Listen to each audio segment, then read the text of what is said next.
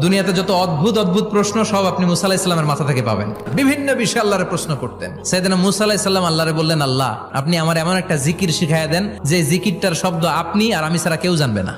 দিনে রাতে সব সময় এই জিকির আমি করব, আপনারে ডাকবো, কিন্তু শর্ত হলো এই জিকিরটা জানবে শুধু আপনি আর জানবো শুধু আমি। আল্লাহ বললেন, মুসা পড়ো লা ইলাহা ইল্লাল্লাহ। মুসা আলাইহিস সালাম কয়, মাবুদ এটা তো জাতীয় জিকির, সবাই জানে। আমি তো চাইছি এক্সেলেন্ট একটা জিকির, কারো কাছে নাই, শুধু আমি জানবো আর আমি পড়বো।